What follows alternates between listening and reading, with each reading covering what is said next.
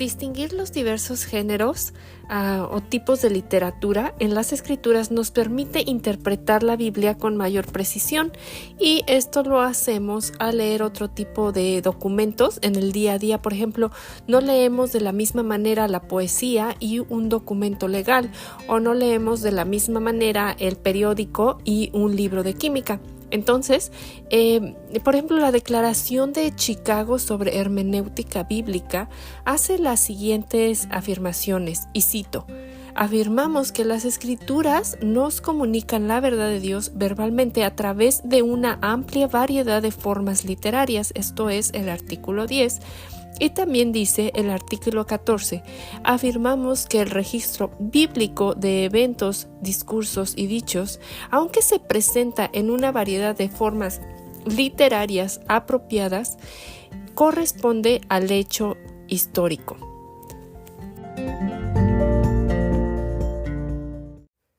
Bueno, amigas, entonces, después de dedicar los últimos 4 episodios al género literario de la poesía, específicamente los salmos, en este episodio veremos la narrativa.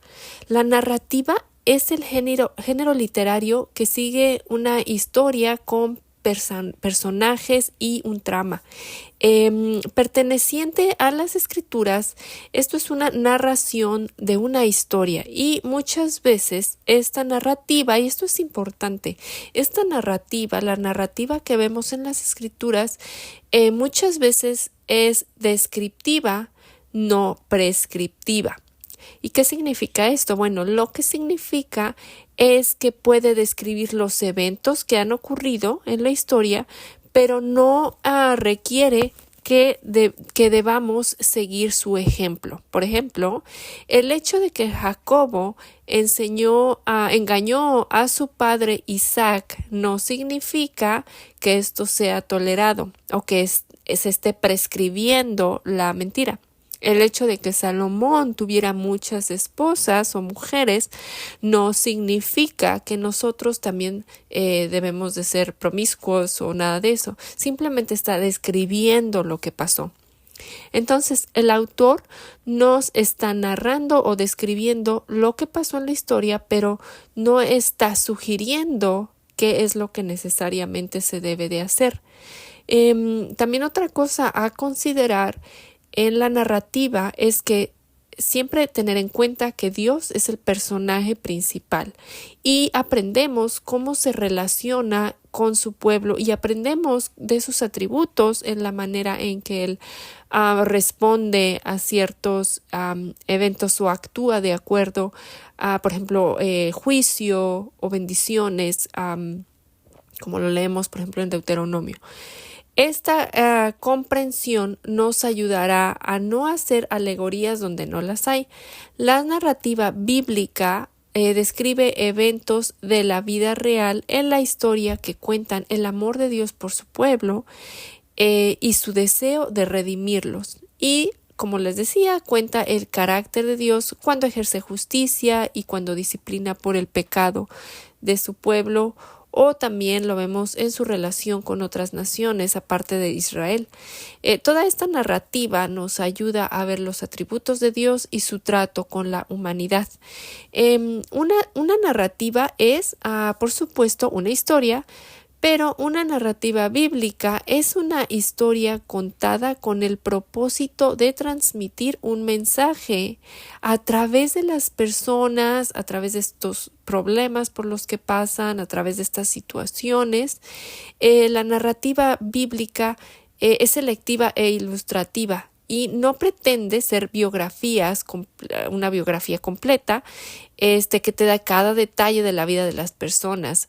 Los escritores seleccionaron cuidadosamente, obviamente, el material que incluyeron, por supuesto, bajo la inspiración del Espíritu Santo, para lograr ciertos propósitos. Veamos un ejemplo en Segunda de Samuel, y aquí vemos material seleccionado de la vida de David para mostrar, por ejemplo, en los primeros 10 capítulos cómo estableció y extendió su reino, y luego en el 11 y en el 12 registra su pecado de adulterio y la muerte de Urías. Los capítulos 13 al 21 señalan los muchos pecados personales y nacionales de David, y los últimos 3 capítulos registran un canto de alabanza, sus últimas palabras, el recuento de sus soldados y la construcción de un altar.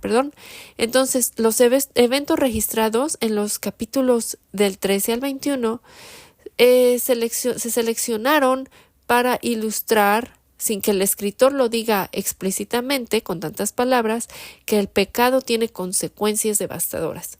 Esta es una de las cosas que vemos como aplicación. En el libro, por ejemplo, otro ejemplo, en el libro de Ruth, podemos preguntarnos, ¿por qué el escritor incluyó toda esta genealogía en el capítulo 4 como parte de la narrativa? ¿Cuál es el propósito de esto? Pues todo el libro señala el hecho de que Ruth y Boaz son un vínculo importante en su relación con el rey David. La genealogía, por ejemplo, en Ruth 4 se refiere a David 2 veces.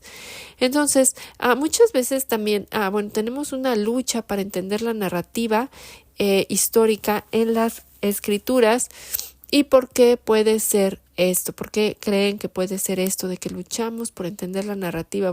Hay varios factores, pero uno es que vemos las historias como cuentos de hadas o como una tontería. No deberíamos hacerlo si creemos que Dios es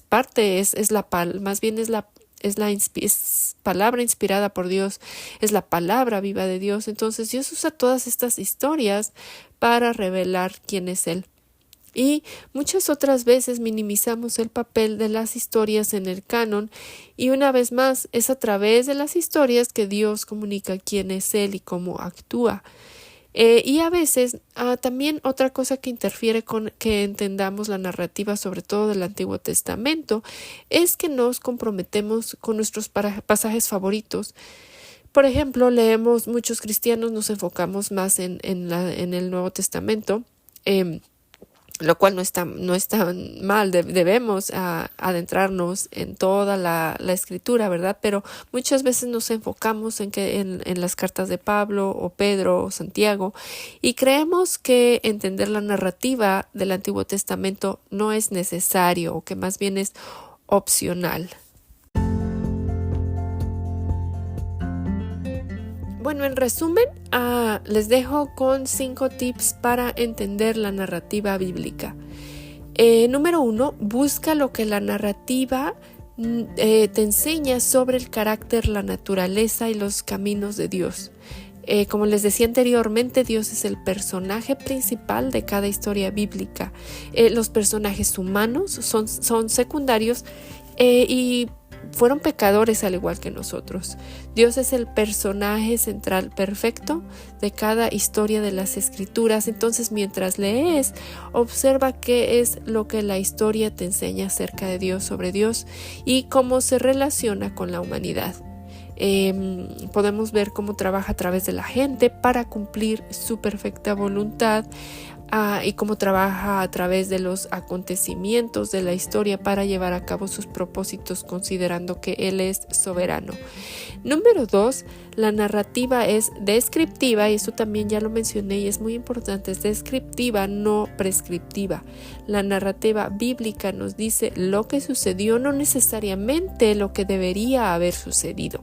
Entonces, nos dice lo que los personajes hicieron y no necesariamente lo que deberíamos hacer. Número 3, busca el significado implícito. Por ejemplo, la narrativa a menudo enseña indirectamente. La trama de cada historia no es la dirección exacta para nosotros. Te explico a qué me refiero. Por ejemplo, Dios le dijo a Noé que construyera un arca. Eso no significa que nosotros debamos construir un arca. Sin embargo, a través de la historia de Noé aprendemos, entre otras cosas, que Dios quiere que le obedezcamos, incluso cuando sus instrucciones no necesariamente tienen sentido para nosotros. Obviamente sabemos que la historia del arca apunta a Cristo, pero es simplemente un ejemplo. La narrativa también, número 4, la narrativa también no debe tratarse de forma alegórica, es decir, las escrituras contienen alegoría. Por ejemplo, las parábolas de Jesús son un ejemplo, y hay casos en los que escritores bíblicos dan un significado alegórico a los acontecimientos históricos bajo la inspiración de Dios. Por ejemplo, en Gálatas 4, 22 al 26, Pablo da un significado alegórico a los 2 hijos de Abraham, Isaac e Ismael, pero estos casos no significa que nosotros tenemos la autoridad para ver alegorías donde sea que queramos verlas en las escrituras. Número 5, no hacer suposiciones sobre cosas que Dios no nos dice. Las historias de la narrativa bíblica no siempre nos dan toda la información que nos gustaría tener, pero no podemos llenar los vacíos o los espacios en blanco, por decirlo de alguna manera, y hacer suposiciones o asumir ciertas cosas. Dios nos ha dicho lo que Él quiere que sepamos en las escrituras, y a veces tenemos simplemente que ser humildes y aceptar que simplemente no lo sabemos todo. Entonces, bueno, amigas, oramos que el tener estas herramientas les ayude a comprender mejor la palabra de Dios, de nuestro Padre, y amarlo más y glorificarlo con sus vidas. Entonces, bueno, hasta el próximo episodio, si Dios nos permite, en 2 semanas. Gracia y paz.